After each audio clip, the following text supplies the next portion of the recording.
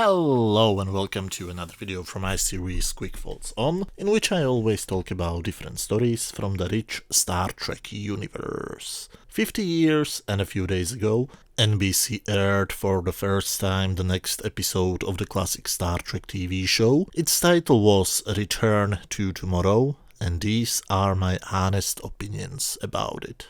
As I said in one of my previous videos, one of the many strengths of the Star Trek format is that it allows the writers to do different genres. While in the movies, science fiction is usually represented by space action, which is of course true for most of the Star Trek movies, the format of a TV show gives you the opportunity to try different things. For example, this episode is also a love story.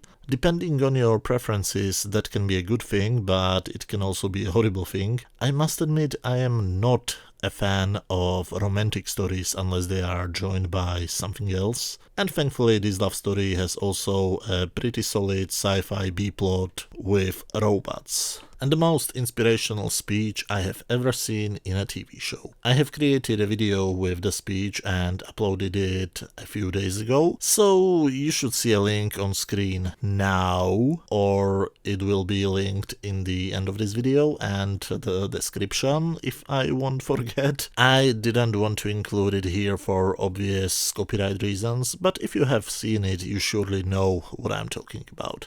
The story starts as a simple, silly 1950s B-movie plot. The Enterprise gets contacted by something. A mysterious voice asks Captain Kirk, Mr. Spock, Dr. McCoy, and Lieutenant Commander Anne Mulhall to beam down to a cave on the planet they're orbiting. First, they are afraid. It's definitely not normal that a voice without a body gives them instructions. But the curiosity factor wins over their fear, and soon they materialize inside the huge cave. We have another one of the planets which had a huge destroying war 500,000 years ago, and this time it's suggested that humans are the offsprings of this alien race. They soon find a glowing ball. That glowing ball is actually Sargon. No, not that Sargon. No, not even that Sargon. This Sargon is the leader of the last three aliens, whose bodies are gone, but their spirits, or whatever you want to call it, survived inside the balls. Sargon enters Kirk's body. No, not in a perverted way, more like in a spiritual way. He brings them to an inner chamber where he shows them his wife Thalassa and Henoch, who was the only one who survived from the quote-unquote other side of the conflict. So, what do they want? Was there a giant, huge plan for which they need the Enterprise crew? They want to, quote-unquote, borrow the bodies of Kirk, Spock and Mulhall, but just for a short time. They will need them only to build humanoid robots. Then they will get inside them, and that's the way how they want to continue their existence. And I can't decide if this is incredibly stupid or incredibly dumb, but it's from the 1960s, the age of LSD, so it makes sense. So they'll meet up to discuss if it's a good idea or not, and Kirk gives his best speech ever, so it's going to be done. Soon Sargon enters Kirk, Henoch enters Spock, and Thalassa enters Mulhall. Sargon kisses his wife but soon collapses. They all need a special medicine to be able to survive in human bodies. Thankfully, or unfortunately, Spock is half Vulcan, which means Henoch can survive in Spock's body for a much longer time. So they let Henoch to mix the medicine, even though he is the obvious villain of this episode. Nurse Chapel helps him to prepare the hypo sprays, but as soon as she realizes that the hypo which Henoch prepared for Sargon is different, when she starts to ask for the reason, Henoch clears her memory. He wants to kill Sargon because he wants to keep Spock's body, and Sargon is the only one who is able to stop him from doing it. The only strange thing is that he explains this to her after he wipes her memory. McCoy is written as a grumpy old man, so he's a grumpy old man in this episode, but at the same time he's quite reasonable. Yes, this procedure is dangerous, and we will soon see why. Nurse Chapel tries to tell to Dr. McCoy something, but she can't remember what exactly. Did she have her memory wiped twice? Yes, this is an episode where basically ghosts possess humans and use them to build robots, and I complain about a mind wipe scene. Hanok tries to get Thalassa on his side, first only using words, but he soon realizes that she's not interested. Or is she? I like the fact that you can see that she's starting to quote-unquote melt. She originally was supportive of Sargon's plan, but now she slowly starts to think about Hanok's way.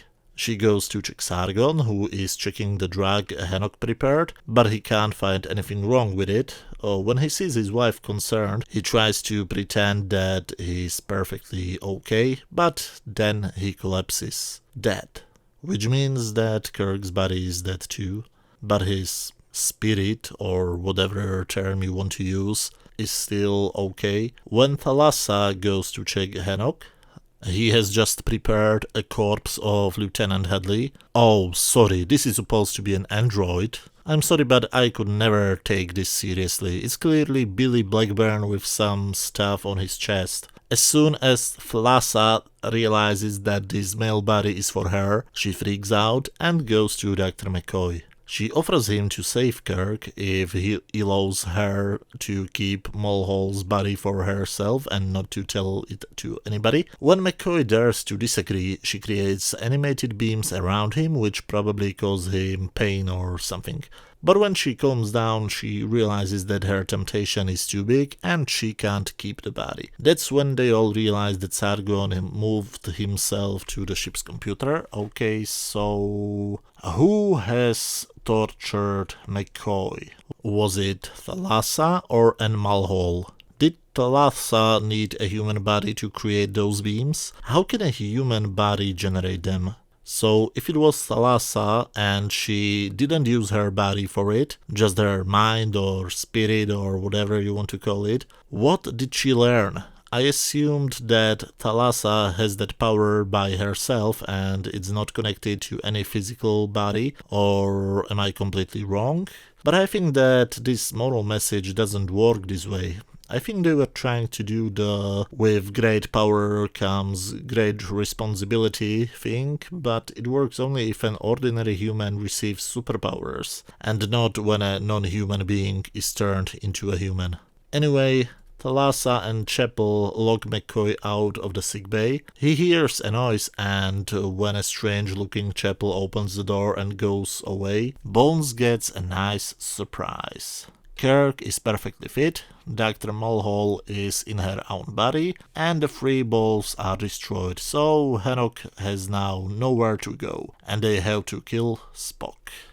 Hanok in Spock's body has meanwhile taken over the ship, and when our heroes come to the bridge, he overpowers them with just one word: pain. When he tries to force Nurse Chapel to inject McCoy with the lethal hypospray, she injects Spock's body with it. Spock appears to be dead, so Hanok is now gone. But nobody really died. Sargon is still in the computer, and the real Spock was inside of Christine Chapel. Okay, that sounded dirty, but there's no better way how to say it. Sargon and Thalassa occupy the bodies of Kirk and Mulhall for a final kiss, and we have a happy ending. Despite the fact that we have just witnessed the deaths of a civilization. This is a really strange episode. Whether you will like it or not depends only on the fact if you are able to buy the premise. And the premise of this story is that three ghosts enter human bodies and want to use them to build androids for themselves. So if you think that this premise is stupid, you will probably not like the episode. But if you are capable of simply switching your brain off for a few minutes, you will enjoy this one. It briefly touches on some interesting ideas, which sound like they were inserted to the script by Gene Roddenberry himself. Sargon in the beginning calls the humans his children, and it is suggested that Sargon's race is responsible for creating life on Earth, Vulcan, and several other planets. This fascinating theory, in real life explored in the works of Erich von Däniken, was also reused in several different episodes of all tracks. Unfortunately, they don't do anything with it. It's absolutely forgotten after the first act. The names of the aliens are all coming from our history and myths. Sargon was an Akkadian king, and his name is now used by a controversial YouTuber, also known as Garbage Human.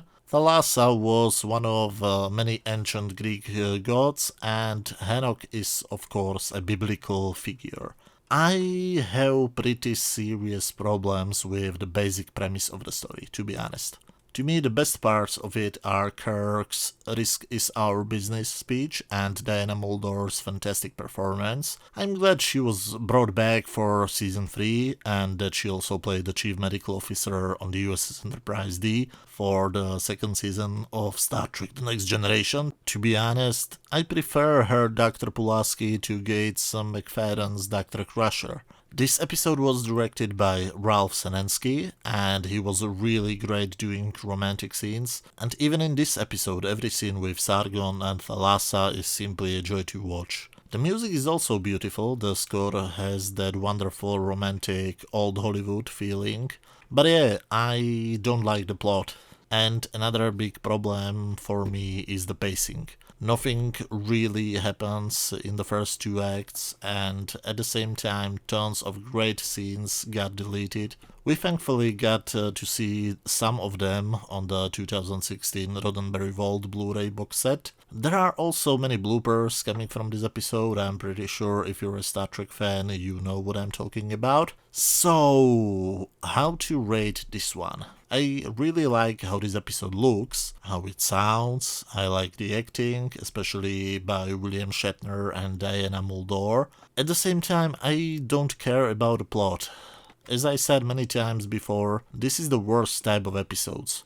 I would be much more happy if I could love everything about it or hate everything about it, but I don't know how to rate this type of stories. So let's split it into 2 halves. Let's say that the combination of the acting, cinematography, and the score deserves from me 10 out of 10, but the story itself deserves only 4 out of 10.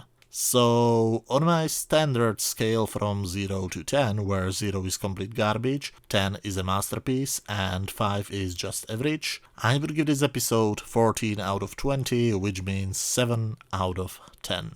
But as always, those were just my opinions. Feel free to write down your opinions down in the comment section. If you like this video, hit that thumbs up button, and if you have some free time, feel free to watch any other video on my channel. You should see some links on screen right now. I am working on some more videos right now, so see you soon. Thank you very much for watching, and bye.